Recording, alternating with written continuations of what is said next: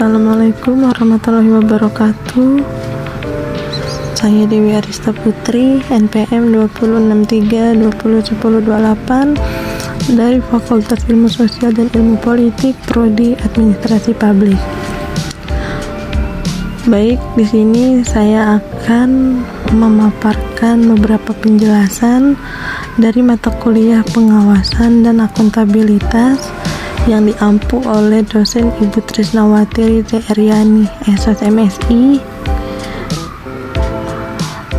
Baik, kita langsung saja ke materi. Baik, kita langsung masuk ke materi yang pertama, yaitu pengertian pengawasan. Pengawasan adalah fungsi manajemen yang tidak kalah pentingnya dalam suatu organisasi, di mana peran dari personel yang sudah memiliki tugas, wewenang, dan menjalankan pelaksanaannya perlu dilakukan agar berjalan sesuai dengan tujuan, visi, dan misi perusahaan atau organisasi. Selanjutnya ada pengertian akuntabilitas. Akuntabilitas merujuk pada pertanggungjawaban atas segala aktivitas kepada pihak yang berkepentingan yang menjadi stakeholder. Selanjutnya ada lembaga pengawasan di Indonesia. Yang pertama ada kepolisian. Lembaga kepolisian memiliki tugas yang pertama memelihara keamanan dan ketertiban masyarakat, yang kedua menegakkan hukum, dan yang ketiga memberikan perlindungan, pengayoman, dan pelayanan kepada masyarakat. Lalu yang kedua ada kejaksaan. Kejaksaan melakukan pengawasan, pemantauan, dan penilaian terhadap kinerja jaksa dan pegawai kejaksaan. Lalu melakukan pengawasan, pemantauan, dan penilaian terhadap sikap dan perilaku jaksa dan pegawai kejaksaan baik di dalam maupun di luar tugas kedinasan. Yang ketiga, melakukan pemantauan dan penilaian atas kondisi organisasi, kelengkapan sarana dan prasarana, serta sumber daya manusia di lingkungan kejaksaan. Lalu yang keempat, menyampaikan masukan kepada Jaksa Agung atas hasil pengawasan, pemantauan, dan penilaian. Selanjutnya yang ketiga adalah KPK atau Komisi Pemberantasan Korupsi. Ada memiliki 5 tugas. Yang pertama, mengkoordinasikan penyelidikan, penyidikan, dan penuntutan tindak pidana korupsi. Lalu yang kedua, menetapkan sistem pelaporan dalam kegiatan pemberantasan tindak pidana korupsi. Yang ketiga, meminta informasi tentang kegiatan pemberantasan tindak pidana korupsi kepada instansi yang terkait. Yang keempat, melaksanakan dengar pendapat atau pertemuan dengan instansi yang berwenang melakukan pemberantasan tindak pidana korupsi. Lalu yang kelima, meminta laporan instansi terkait mengenai pencegahan tindak pidana korupsi. Selanjutnya yang keempat adalah BPK atau Badan Pemeriksa Keuangan.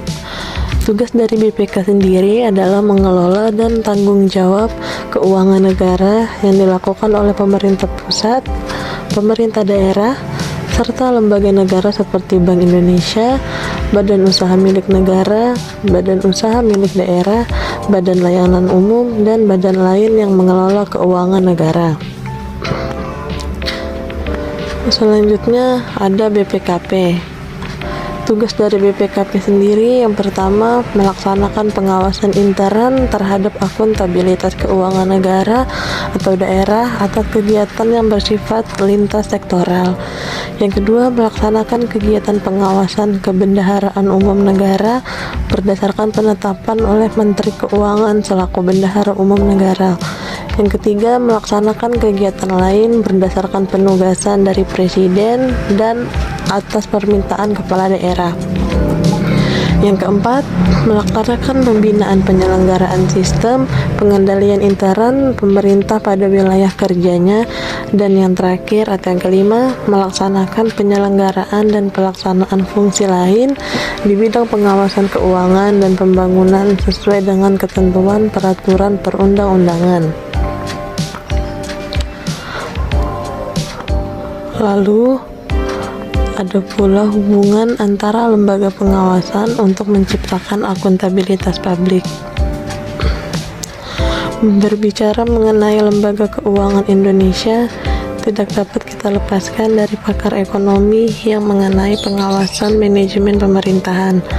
Menurut pakar ekonomi, pemerintah meningkatkan usaha-usaha perekonomian, manfaat dan pengorbanan, serta menentukan prioritas untuk mempertimbangkan efisiensi dan efektivitas dari pemerintah yang berjalan sesuai dengan agenda reformasi adalah sebuah keharusan karena dalam ilmu manajemen, pemerintah selalu berkaitan dengan mengelola atau tata kelola dalam menjalankan pemerintahan yang biasa disebut dengan of getting done. Pemerintah sebagai suatu organisasi mempunyai peranan yang sangat penting untuk mempertahankan stabilitas jalan kompleksitas masyarakat. Pada setiap perubahan itu institusional sebagai upaya meningkatkan kesejahteraan masyarakat. Hubungan antara pengawasan fungsional dengan akuntabilitas publik.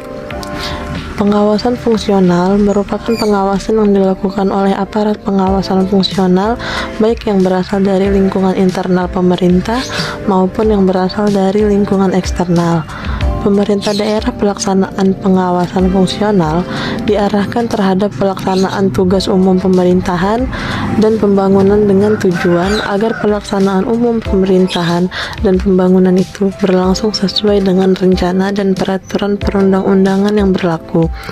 Kerucutnya, akuntabilitas merupakan tujuan utama dari reformasi sektor publik, sehingga dengan dilaksanakannya pengawasan fungsional yang memadai akan menunjang akuntabilitas publik. Maka, dapat disimpulkan bahwa dengan dilakukannya pengawasan oleh aparat pengawasan fungsional, maka hal tersebut akan berpengaruh signifikan dengan menunjang akuntabilitas publik, dikarenakan tujuan pelaksanaan umum pemerintahan dan pembangunan berlangsung sesuai dengan rencana dan peraturan perundang-undangan yang berlaku, sehingga dapat dipertanggungjawabkan terhadap publik. Jika pengawasan fungsional dilaksanakan dengan baik, maka akan tercipta akuntabilitas yang baik juga. Mungkin itu saja materi yang dapat saya paparkan. Kurang dan lebihnya saya mohon maaf. Assalamualaikum warahmatullahi wabarakatuh.